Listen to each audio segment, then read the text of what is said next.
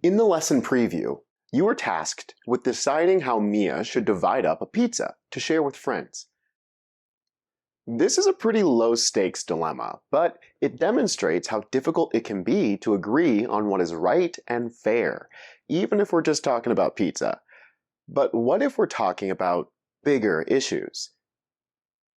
Like how to allocate funding for education, parks, and roadways, or whether people convicted of drug use should be sent to a prison or a rehabilitation facility. In a democratic society that includes multiple perspectives, values, and ideologies, it is often difficult, if not impossible, to come up with answers to these questions that all people agree on.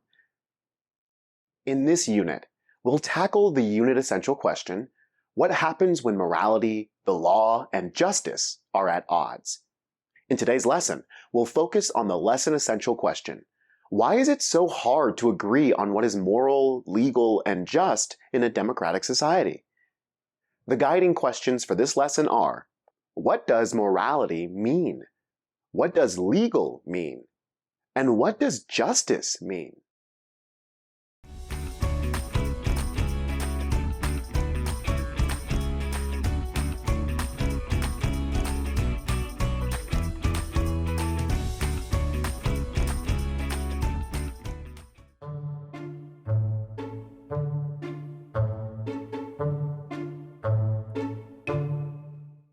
So, what does morality mean?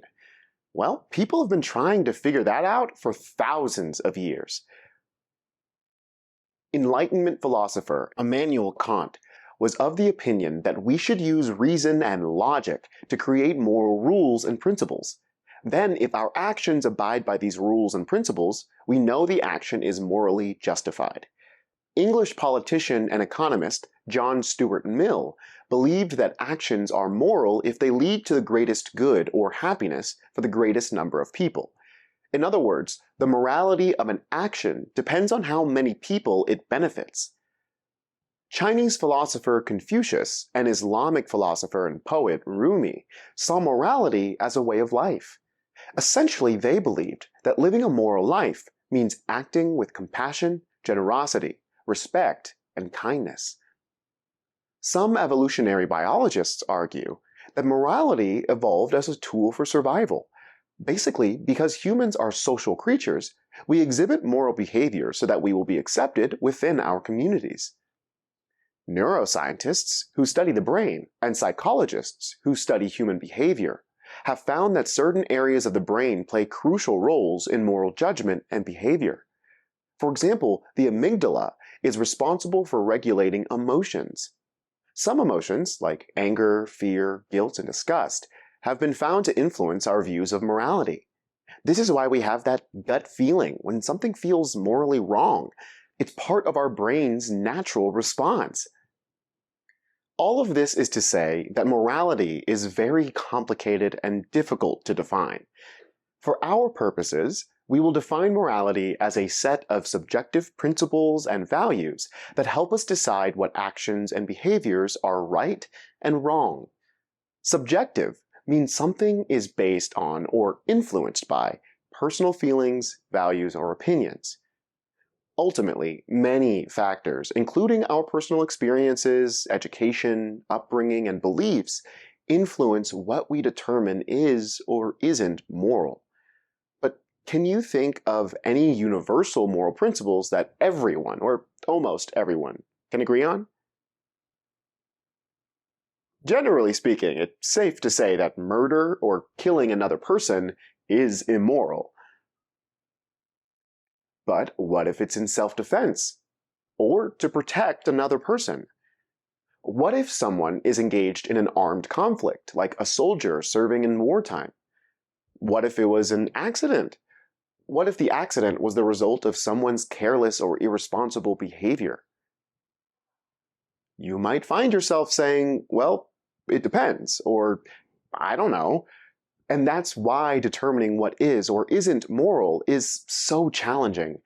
It's hard enough for people to individually decide what is or isn't moral. But when a whole nation has to come together to define morality, there will always be plenty of room for disagreement.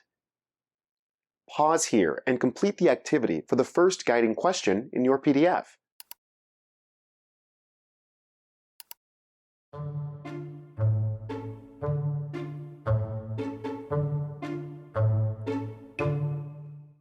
Justice refers to the fair and equal treatment of individuals in society. There are several different types of justice that we'll examine in this unit.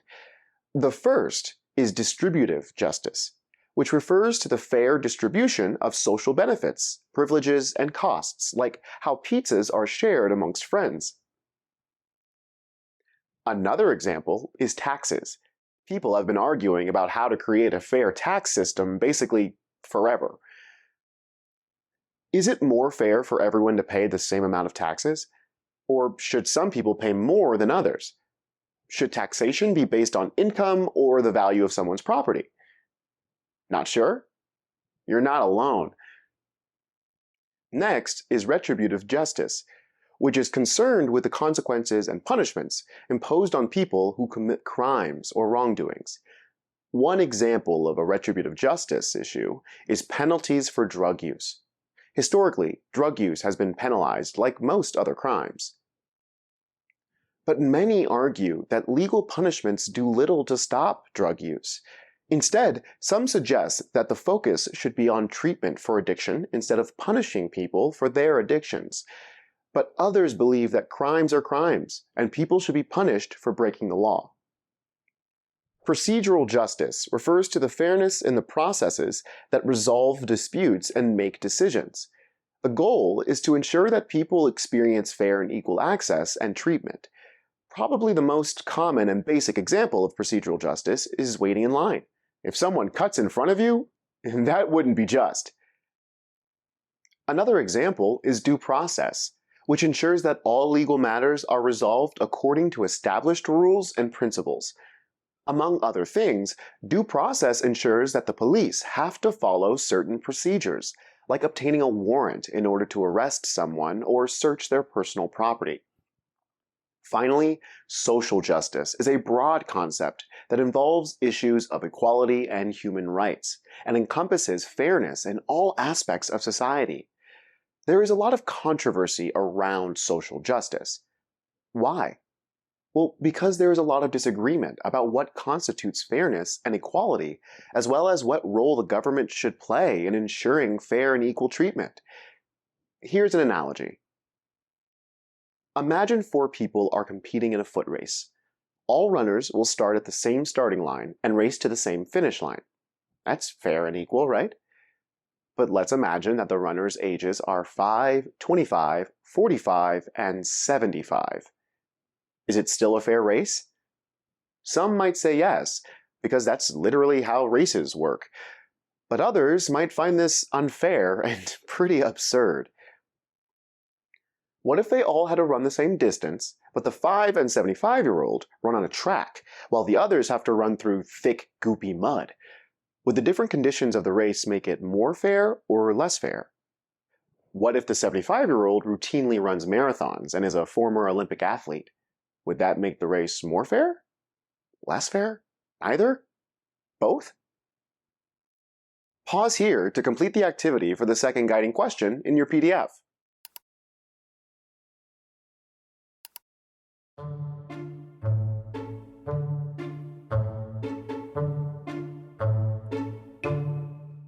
Okay, those were 2 pretty big and abstract concepts that we just tackled.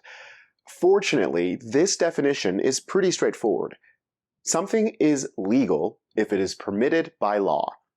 However, just because the definition is straightforward doesn't mean that laws aren't complicated or controversial. In democratic societies, laws are created by the people through their elected representatives. Which representatives people choose to elect and which laws those representatives choose to support are influenced by a wide range of individual views of justice and morality. Think back to the example of murder.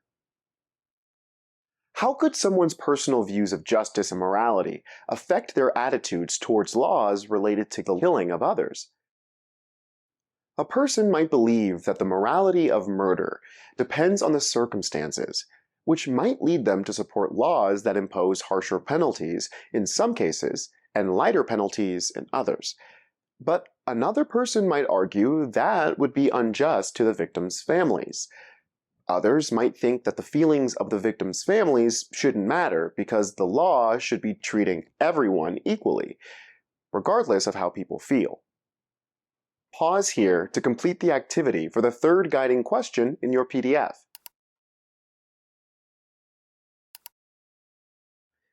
Ultimately, differing views of morality and justice make it difficult to answer these kinds of questions. But just because they are challenging doesn't mean they can go unanswered. At some point, someone has to decide how to divide up that pizza. Maybe not everyone will be happy about how it's divided, but the alternative is that no one gets to eat. Until next time, keep making history.